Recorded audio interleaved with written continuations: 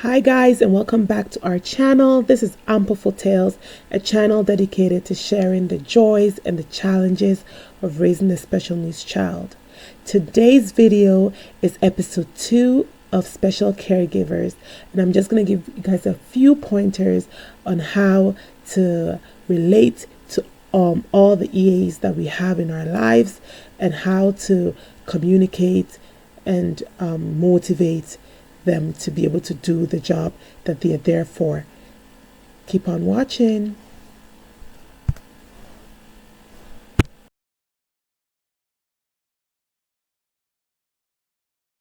And I pray that if you're struggling with your EA, these little pointers that I'm about to give will help bridge that gap, and it will change their mindset towards your child or towards you as well.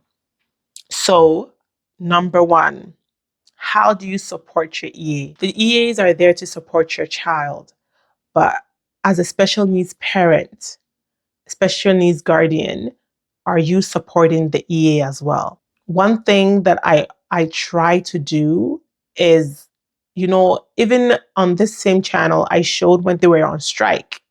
And that day, I wasn't working, I was home. I called up a friend as well, and we went to the picket line and we stood there and we striked with them, supporting them.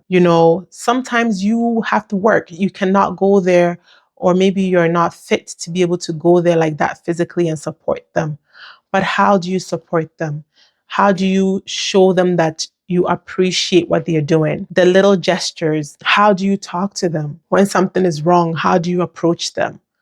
All those plays a role in how they will relate to your child, how they will relate to you, how they will advocate for your child. All of that plays a role. So don't just say, oh, it's their job. You push your child to them and that's it. They need support as well. If you that gave birth to them, or if you that is the guardian, you get tired, you get overwhelmed, how much more someone that is not biologically their child or is just a job for them, they will definitely get overwhelmed. And sometimes they might just maybe do mediocre or just do enough that is required of them. But if you support them and you show them that you appreciate what you're doing, it motivates them to be able to give their all and enjoy the job that they're doing. Okay? Remember, support is important. Another thing is communicating. I just briefly touched on that. Communicating. How do you talk to your EA? Sometimes Jaleesa will come from school. She has an AAC device. And I remember this one time she came home and I did not get to see her before she went down to the basement. She had her AAC device in her hand and she went down to the basement. The device was about to die. So it just, the battery just died. And she came back up. I didn't know that she brought it back from school. So now, few days, like about 2-3 days, and she didn't have the device. And I was like, so I talked to the staff at daycare and I talked to her EA. I sent a note and I said, you know what? AAC device has not come home. I'm not sure what's going on. Hopefully she hasn't lost it. If you can please check around for me. And the next day, the EA said she hasn't seen it either. She didn't bring it home. Sometimes these kids can make you fight for nothing. I'm like, she didn't bring it home. Like it must have been left at school. But it's how you relay that information, how you talk to them. Because honestly, a few days after, back and forth talking to them, I went down to the basement to get something. And to my surprise, the device was on the couch in the basement, in the corner somewhere in the basement. So imagine if I had went all out, talking and like acting like, like you guys are supposed to be watching her. Where is her device? Why didn't she bring her device home? Given all that attitude. Now look, a few things have happened where shoes or something, and I'm like, where is this thing? And she had brought it home, but she didn't, you know what? Because once it dies or once she leaves it somewhere, she doesn't like, it's harder for me to communicate with her to go bring it back because I did not see that she was with it. You know what I mean? So sometimes the way we communicate says a lot and will definitely make an impact on how your EA relates to you as a guardian and also relates to your child. I'm just saying. So, you know what? Help your child, help the EA out by communicating. You know what? If something goes missing, if something breaks, I know sometimes it's hard, but we can fix it. You can buy a new one. It will be fixed. So, you know what, just watch how you relate to people and how you talk to people. Sometimes it's out of frustration, and I don't blame you. I know how it is, but just take a deep breath, take a step back, and talk to them. And I know that everything will definitely work out. Still on communication, one thing that I really love about her EA that she does that I really, really appreciate, the communication journal. Every year she starts one off. I do something too, like in the beginning of the year, I write a note before she gets to school. And then I say, thank you for coming along this year. Um, and if there's anything specific that I want to say, I will say it. A very short note. But she also has, an exercise book with her name on it, communication journal, and she writes on it. And every day, she is so good. Every day she puts in a little note about Jaleesa's morning, what she did, if she was regulated, all of that. She just writes everything down for me. And so I know how her day went. If there was anything exciting that happened, if she was really good at listening and doing her work, she'll put down for me. And that always makes my day because I have other kids. And yes, I can ask them, how was your day? And in their small little world, the way that they will express themselves, I understand what they mean. But with my special needs child, it's hard to, ask her all those questions because sometimes I'll ask her, how was her day? And she will say something, but I cannot understand it because it's like, her own way of voicing things out. But with that communication journal, thank you so much. It's just amazing. And you know what? It makes my day. It helps me, brings a smile on my face. And I don't think I have expressed it enough to her for her to know how that impacts my day and how amazing it is. And sometimes she even writes like, oh, we're doing this at school, like book fairs. She'll tell me, she'll write in details that she needs to bring, if she wants to buy any books, if you want her to buy any books, she needs to bring this amount and all of that. And that's just amazing.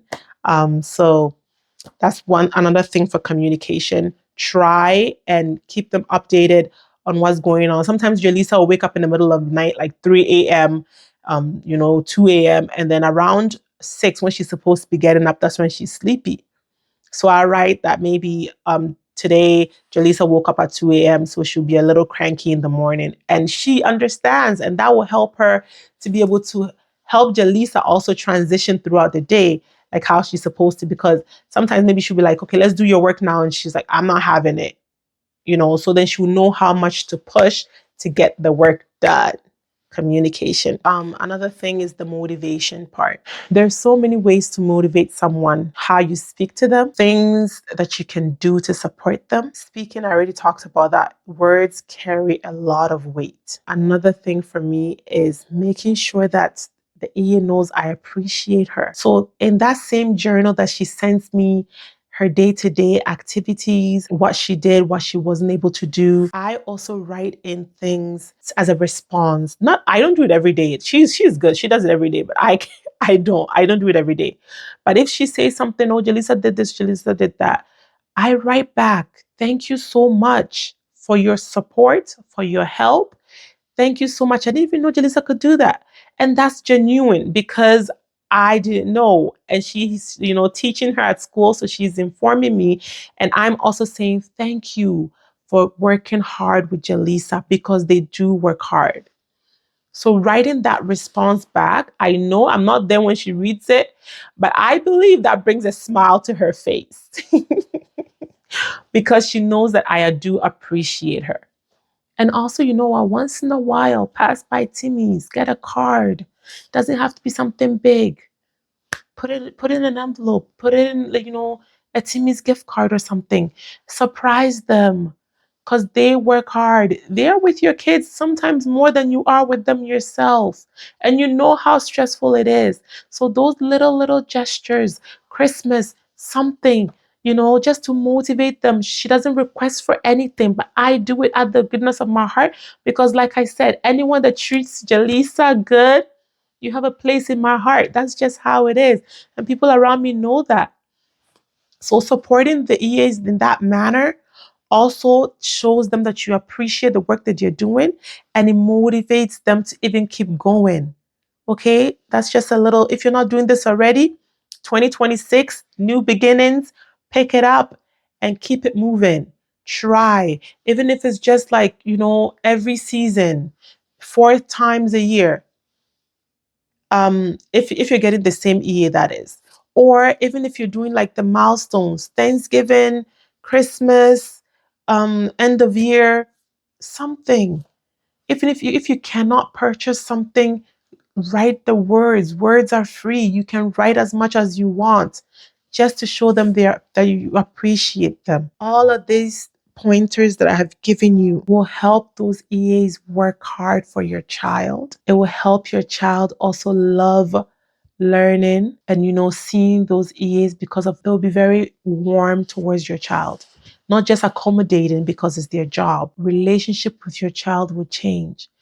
The relationship you have with them would change. Try these little tricks, and I know that it will be very good for you as a special needs mom, because you know what, sometimes, because if they're nonverbal like Jaleesa is, it's hard for them to communicate with you when they come home.